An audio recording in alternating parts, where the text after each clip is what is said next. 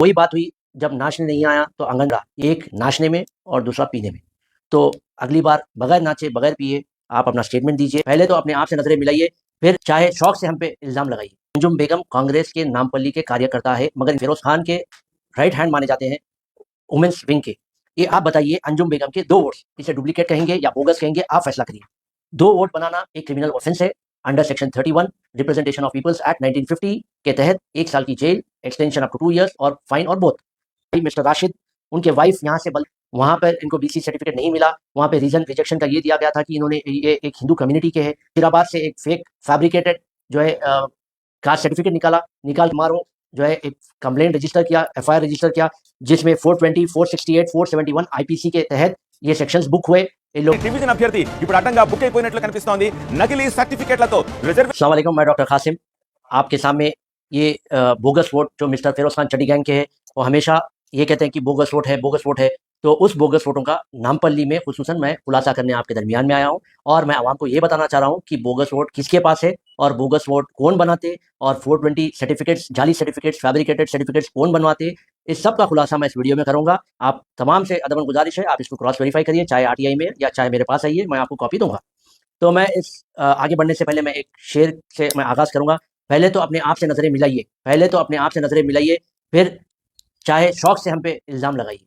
तो मैं ये मिस अंजुम बेगम, ये कौन है आप तमाम बाखूबी जानते हैं। जो नहीं जानते मैं उनको बताता चलूँ, ये अंजुम बेगम कांग्रेस के नामपल्ली के कार्यकर्ता है, मगर इनका घर नामपल्ली में नहीं है, इनका घर टोली चौकी हकीमपेट के रहने वाले हैं, और मिस्टर फिरोज खान के राइट हैंड माने जाते हैं वुमेन्स विंग के।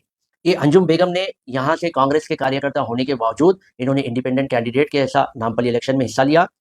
इन्होंने इनके एफिडेविट में खुले अल्फाज में कहा कि ये जुबली हिल्स कॉन्स्टिट्यूंसी के वोटर है, polling booth number 43 serial number 359 पे इनका वोट है। उसके बाद इन्होंने नामपल्ली कॉन्स्टिट्यूंसी में भी एक डुप्लीकेट वोट बनाया, पीएस नंबर 122 सीरियल नंबर 812। तो आप बताइए, अंजुम बेगम के 2 वोट्स इसे डुप्लीकेट कहेंगे या बोगस कहेंगे, आप फैसला करिए।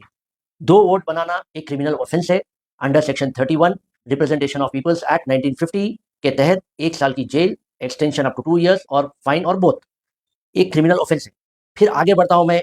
इन्होंने इस रिसेंटली एक वीडियो में जिक्र किया, मैंने रिप्रेजेंटेशन दिया, इन्होंने एक रिप्रेजेंटेशन दिया तेलंगाना इलेक्शन कमीशन को, जीएचएमसी कमिश्नर को, और उसमें ये कहा कि नामपल्ली में बोगस वोट्स है। तो इलेक्शन कमीशन ऑफ इंडिया ने और तेलंगाना सीईओ ने एक 54 की टीम बनाई, हर टीम में 3 मेंबर्स थे। नामपल्ली में बहुत डिटेल सर्वे हुआ, वेरिफिकेशन हुआ डोर टू डोर, और उसका रिपोर्ट उन्होंने सबमिट किया, जिसमें खुले अल्फाज में और बिल्कुल क्लियरली मेंशन है इनकी झूठों का पूरा एक रिपोर्ट है। आपको मैं सरसरी तौर पे बताता चलूँ, डेथ वोटर्स 1995 में जो है 2015 तक 2704 डेथ वोटर्स है। तो वेरीफाई करिए टीम और बताइए कि सिर्फ 1576 डेथ वोटर्स है और रजिस्टर्ड में एनरोल है डेथ रजिस्टर में। 430 cases they are staying and they are alive in the same address. और 2015 से 23 तक इन्होंने कहा 7767 वोट्स जो है डेथ है। तो रिपोर्ट में ये आया कि 1869 ही डेथ है, बाकी तमाम लोग जिंदा है और वही एड्रेस पे मौजूद है। शिफ्टेड वोट 45,567, जिसमें 30,000 चेंज वोटर्स जेन्युइन है और वही एड्रेस पे रह रहे हैं। और इन्होंने 2404 यानी कि 2404 गलत हाउस एड्रेसेस दिए, गुमराह किया इलेक्शन कमीशन को, जीएचएमसी को।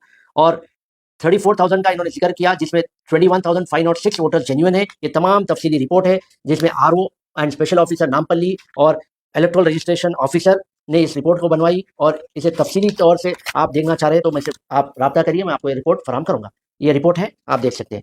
फिर इसके बाद इन्होंने एक रिट पिटीशन फाइल किया हाईकोर्ट में, ऑनरेबल हाईकोर्ट में, जिसका नंबर 28593 ऑफ 2023 है। 12 अक्टूबर 2023 को इन्होंने फाइल किया, जिस कोर्ट नंबर 8 में, जिसमें खुले अल्फाज ने honourable chief justice of high court ने कहा कि 3 बार तुम इलेक्शन हार चुके और चौथी बार you are anticipating that you will lose the election, that's why you have filed this petition. आप उसका भी वीडियो कोर्ट हॉल का देखिए। of preparation and revision of electoral rolls. Subsection 3.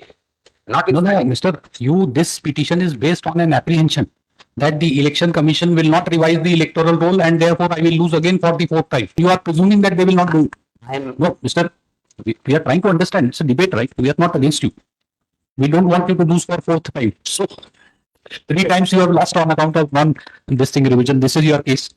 तो मैं और आगे चलूंगा। इनके छोटे भाई मिस्टर राशिद, उनके वाइफ यहाँ से बल्दिया इलेक्शन में 2020 में कंटेस्ट किए थे।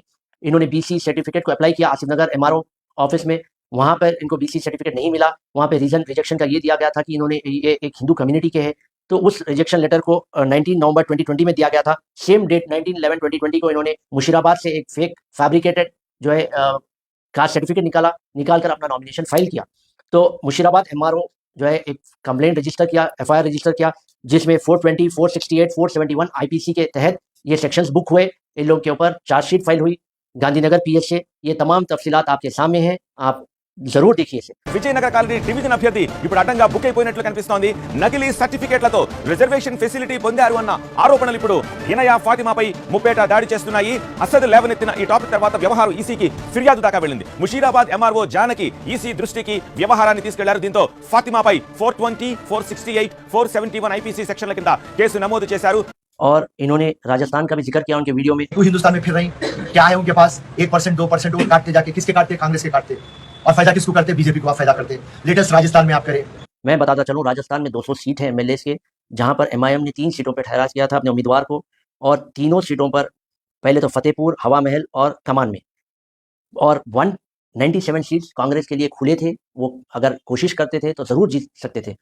इन्होंने सिर्फ 69 सीटों पे जीत हासिल की और 128 सीटों पे ये हार गए। तो इसका इल्ज़ाम मजलिस इत्तेहादुल मुस्लिमीन के ऊपर आया है। तो मैं इनको बताता चलूँ कि आप जो है पहले एक अच्छी जो है अपनी टीम बनाइए, अच्छा होमवर्क करिए कुछ बोलने से पहले, क्योंकि हम तमाम को मालूम है, नामपल्ली के लोगों को, बल्कि तेलंगाना के लोगों को, कि आप 2 चीज़ों में बहुत मशहूर हैं, एक नाचने में और दूसरा पीने में। तो अगली बार बगैर नाचे बगैर पिए आप अपना स्टेटमेंट दीजिए। तो ये काफ़ी इल्ज़ाम ये हमारे पे लगाते रहेंगे मजलिस के ऊपर, मजलिस इत्तेहादुल मुस्लिमीन के ऊपर, और झूठा प्रोपेगेंडा फैलाते रहेंगे। ये वही बात हुई जब नाचने नहीं आया तो आंगन टेढ़ा। ये इसलिए कह रहा हूँ क्योंकि इन्होंने 4 बार एमएलए कैंडिडेट के ऐसा कंटेस्ट किया और हार हासिल की, और इंशाल्लाह आने वाले 10 टर्म में भी ये हारते रहेंगे। और एमपी इलेक्शन हारे, कारपोरेटर इलेक्शन हारे, तो मैं इनको ये कहूँगा कि अगली बार जो है आप कांग्रेस की जो इब्तदाई कमेटी होती उसके लिए कंटेस्ट करिए इंशाल्लाह। फिर आपके दरमियान में बहुत जल्द हाजिर होगा। शुक्रिया, खुदा हाफिज़।